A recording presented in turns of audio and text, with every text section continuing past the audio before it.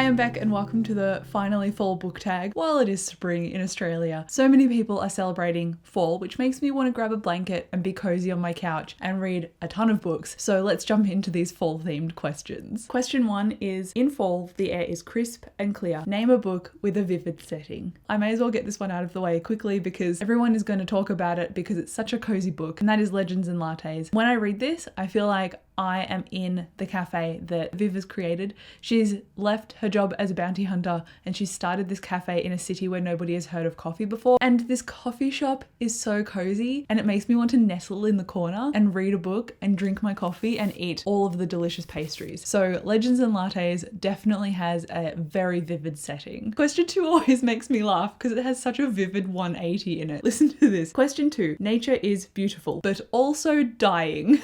Name a book that is beautifully written, but also deals with a heavy topic like loss or grief. And I recently read Beach Read by Emily Henry, and the main character is trying to write this novel that her agent is pestering her about because it's overdue, but she's also dealing with the loss of her father. And her father is not necessarily a good person because she found out that for a very long time he's been having an affair and cheating on her mum. But at the same time, she remembers him as a kid and she's got that unwavering love for him that a child has for their dad, but she's trying to reconcile that with her current view of him now as an adult, realizing that he's done some not great things, and she's really thrown by this grief, but it's impacting her creatively. And it's also got a romance in it too because she's trying to clear out this house that her dad left her.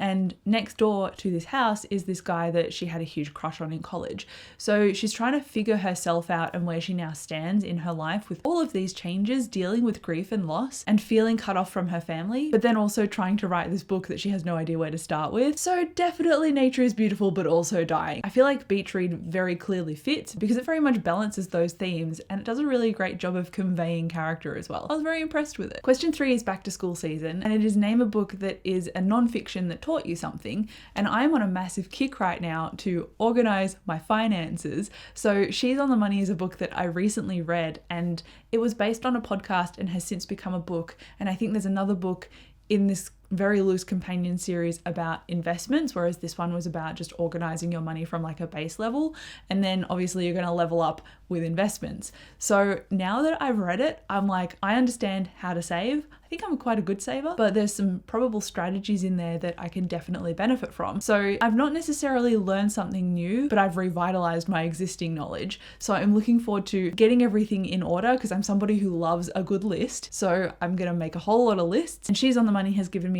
the tools and the determination to do that because I feel like I know nothing about this whole finance industry because it's a huge industry, right?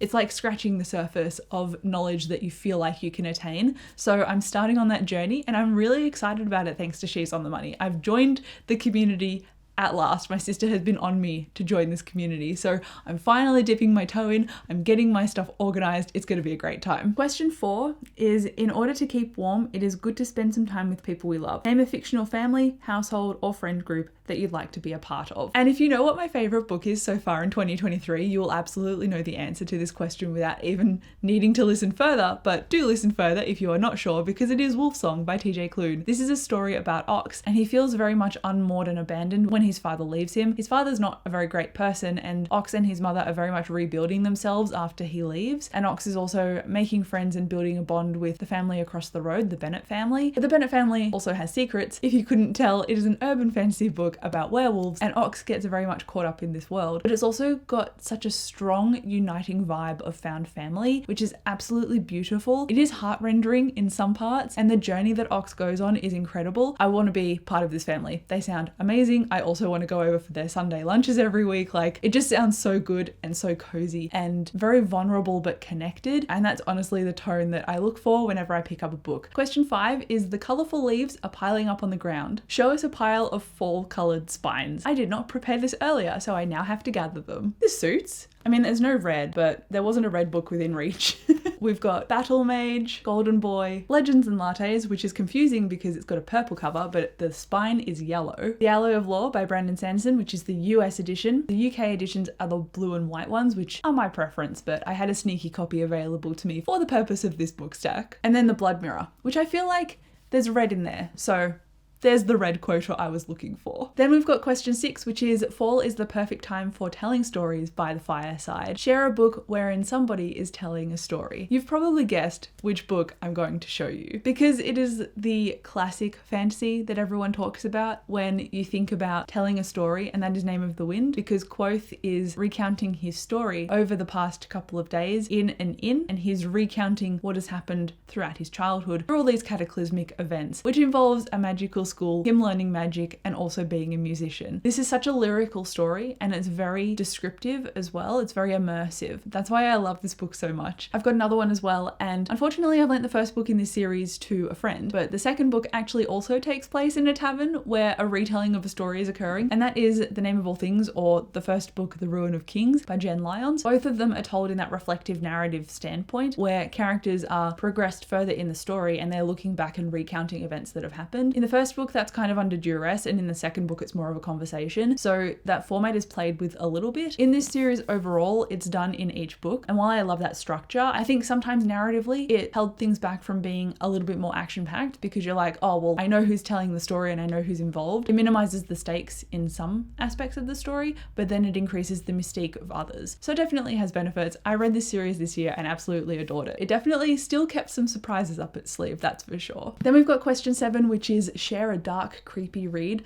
And probably the closest I get to sharing something dark and creepy is to talk about mythical creatures, because I read a lot of fantasy. I don't really read a lot of crime. If I read a lot of crime, I'd probably be like, this is a murder mystery that's great. But in this case, I'm like, Silver Under Nightfall is the book I'm going to go with, because it has vampires in it, which are creatures of the night. So I feel like they're creepy in a sense. And this one follows Remy Prendergast. He is a reaper. He's trained for his whole life from the point where he was 16 into his early 20s, which is now. And he's encountering a lot of political intrigue because there is a whole conspiracy occurring at the moment with this disease called the rot. And him and 2 noble court vampires are going to investigate where this rot came from. And because they're going to investigate, they have to go on this quest together, and they form a great bond on that quest. And I loved this story because while it had those aspects of vampires and almost an apocalyptic zombie setting in a fantasy world, it also had great relationships and that connection. Then we've got question 8, which is The Days Are Getting Colder. Name a short, heartwarming read that could warm up somebody's cold and rainy day. And without even hesitating, I know I'm going to say Heartstopper by Alice Oseman,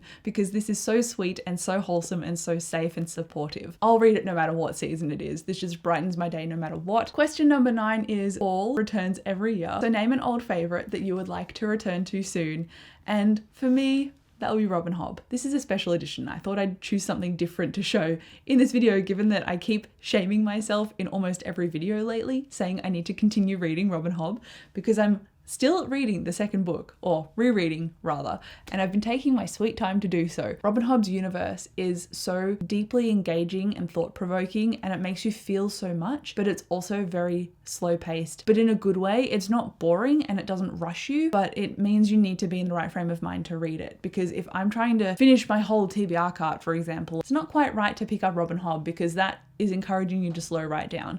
So I think in the colder months and going into rainier weather, it is the perfect book or series to pick up, because you don't have to go anywhere. The sun's not out. You can stay inside where it's nice and cozy and dig yourself deep into this series, which is beautiful and heart-wrenching. And now we've reached the end of the tag with question 10, and that is, fall is the perfect time for cozy reading nights. Share your favorite cozy reading accessories. I have been drinking giant mugs of hot cocoa, and this is a perfectly fall-themed mug, and I love a hot cocoa at nighttime wrapped in my warm blanket. Once I'm in this blanket, you can't get me out of it. I like to fully wrap myself up like a giant blanket burrito, drink my hot cocoa, and listen to an audiobook or read. It is absolutely perfect and so snug. But there you go, that ends my finally fall book tag, even though in Australia it is spring. I hope you are suitably cozy. I am going to go and make myself a cup of tea and sit down and read. Let me know what you're currently reading. I would be very interested to know, but thank you so much for watching this video. I'll come chat to you below in the comments, and I'll see you in my next video.